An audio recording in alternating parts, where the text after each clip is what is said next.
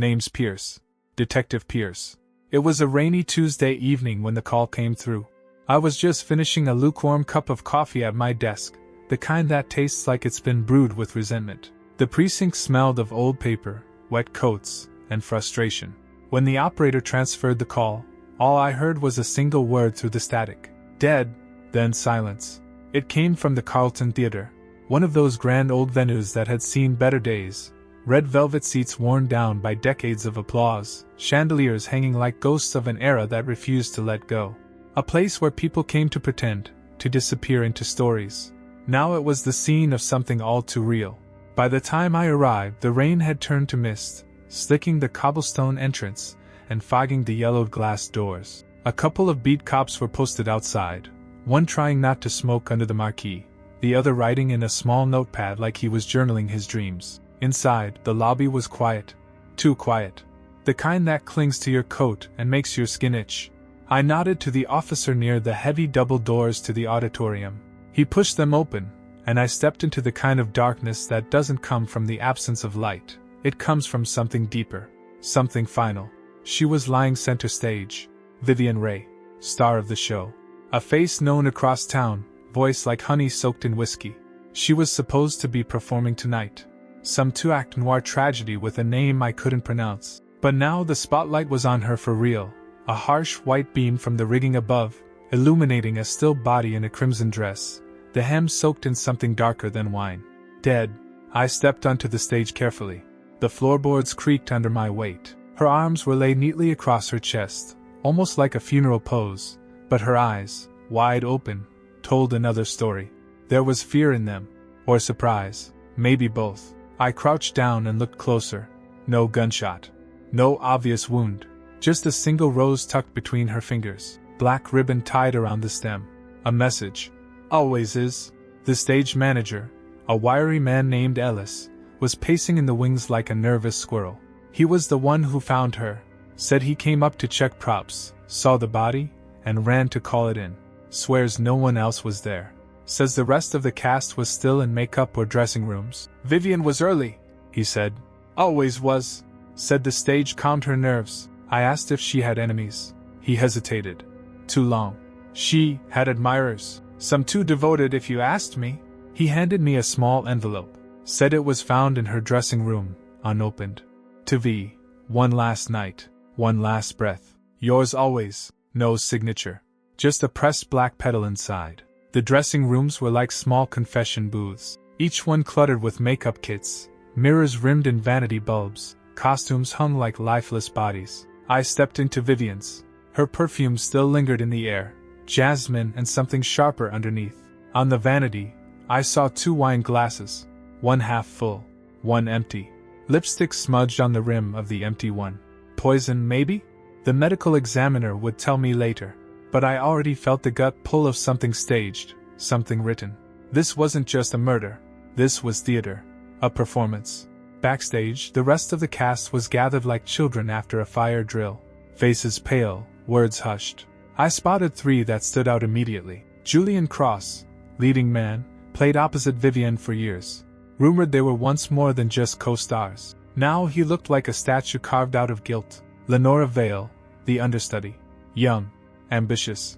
Maybe too much. She said all the right things, but there was something rehearsed about her sorrow.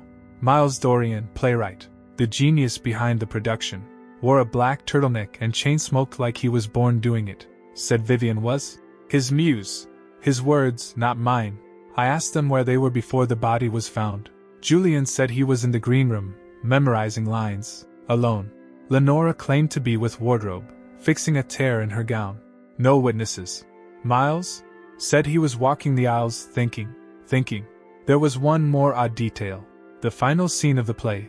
It was meant to end with the lead character lying dead on stage, dressed in red, a single rose in hand. Sound familiar? It wasn't just a murder.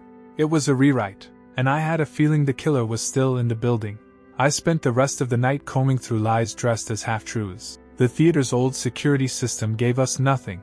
Cameras pointed at exits and box office, but nothing backstage or near the dressing rooms. It was a theater, after all, not a bank. People came here to get lost, not be watched. But the stage? The stage always sees everything. I kept thinking about the setup, the rows, the position of her hands, the dramatic lighting. This wasn't a murder born out of rage. No blood, no chaos. It was clean, controlled, like someone wanted to send a message. Or worse, put on a show. The script. That damn script. I went to Miles Dorian's cluttered little corner backstage, tucked between prop racks and rusted light stands. Pages of the play were scattered across a folding table, all marked up in red ink. He called it Fading Echoes. Some noir tragedy about obsession and control. I flipped to the final scene. Sure enough, the character based on Vivienne's role dies alone on stage, poisoned by her lover. A rose clutched in her hand. "You wrote this," I said to him. "And now she's dead the same way." Miles barely flinched. He exhaled smoke like it was punctuation. "She was the role. I didn't invent the ending. She became it." Pretentious? Yes. Guilty? Maybe. But it sounded like something only a writer obsessed with control would say. Back at the precinct, the lab called. Trace amounts of aconitine, monkshood poison, found in the wine glass. Fast-acting. Tasteless. Kills in minutes. Someone knew what they were doing. The 2 wine glasses haunted me. One clean, one dirty. That meant she wasn't drinking alone. But who shared that last toast? Julian Cross, the co-star, was my next stop. I found him in a corner of the theater, still in costume, the collar loosened, sleeves rolled. He looked exhausted, but not from grief, from anticipation. Like he was waiting for the curtain to fall. "We loved each other once," he said before I could ask. "Vivienne and I. But that was a lifetime ago. She moved on. We both did." I asked about the final scene. "It was rewritten 2 nights ago." Miles said it felt more poetic this way. Said Vivienne insisted. I raised an eyebrow. "Vivienne wanted her character to die?" He nodded. "She said it was the only honest ending left." That didn't sit right with me. Vivienne wasn't the type to give up on anything, least of all herself. I interviewed Lenora next. She sat stiffly, fingers clutched around the handkerchief like it held her entire alibi. "I admired her," she said. "Vivienne was a legend. I never wanted the lead like this." But she had motive, didn't she? Young, talented, stuck in the shadows. One poisoned drink, and she'd be center stage. I asked if she ever rehearsed the final scene. "No," she said. "Vivienne never let me. She said it was sacred. You can understudy my voice, she once told me, but not my death." Poetic. Maybe too poetic. Ellis, the stage manager, had stayed behind late, fidgeting with cables and checklists like it could somehow rewind time. "You know what I remember?" he said suddenly. "The way she looked last night. Happy. Like something had finally settled." That contradicted everything. A woman at peace doesn't share poisoned wine and lie down to die. Unless she didn't know. Or unless someone else did. The last piece fell into place around midnight. The lab called again. 2 sets of fingerprints on the wine bottle. Vivienne's. And Miles Dorian's. I went back to him. He was still there, typing on an old manual typewriter like it was an exorcism. "She wanted a final act," he said, eyes not leaving the paper. "She asked me to write her out. To give her an exit worthy of her legend." "You expect me to believe she asked you to kill her?" He paused. For the first time, he looked up. "I didn't kill her, detective. I finished her story. The poison was symbolic. She drank it." He didn't respond. I leaned in.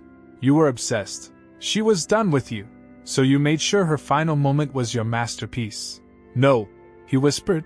"I made sure she'd never be forgotten." There it was. The motive. The means. The message. He'd written her death into the story, convinced her it was fiction, a harmless symbol. Maybe even promised it was a trick bottle, a prop. But in truth, it was real. A final draft that couldn't be rewritten. But was it that simple? As I sat back in the empty theater later that night, staring at the spotlight still illuminating the empty stage, I found myself wondering, could it have been someone else? Julian, the scorned lover? Lenora, the ambitious understudy? Ellis, always watching from the wings? The poison was real. The play was rewritten. And someone, had planned her death with the director's eye. In the next act, I would know for sure.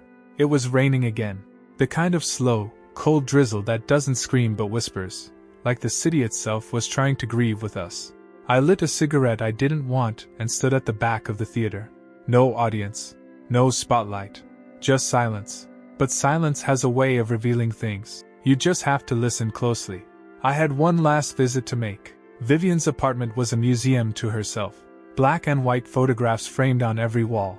Awards, letters, scripts with scribbled notes in her cursive, sharp and elegant. On her vanity table, a silver locket. Inside, a picture of her and Julian, years ago, young and golden.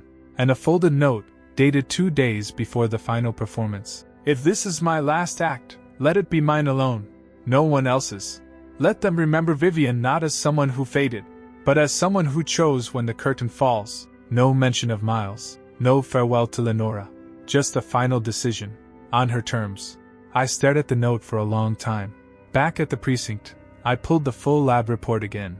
Yes, there were 2 sets of fingerprints on the bottle, Vivienne's and Miles Dorian's. But here's the thing, the wine glass she drank from? Only her prints. The other untouched glass? Smudged. But trace amounts of foundation, the same shade Lenora was wearing that night.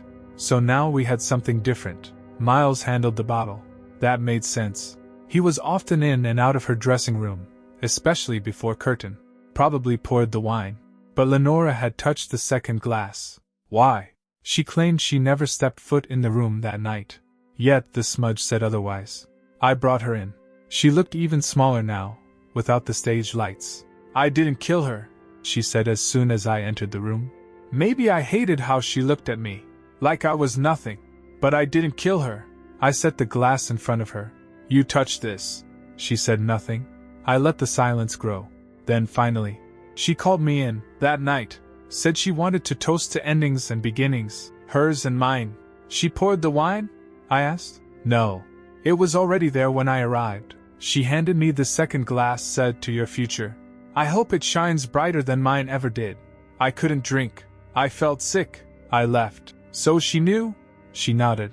She didn't say it, but I saw it in her eyes. That kind of peace only comes before goodbye. The rest unraveled from there. Vivienne had decided her fate. She asked Miles to rewrite the ending, asked him to give her a final moment that mattered. He, obsessive and grieving and hungry to be relevant again, agreed. He mixed the wine himself, a conatine from a book of ancient poisons he once researched for a different play. He thought it poetic. Lenora was just a witness, a quiet participant in a tragic performance. Julian? A ghost from her past, watching helplessly from the front row.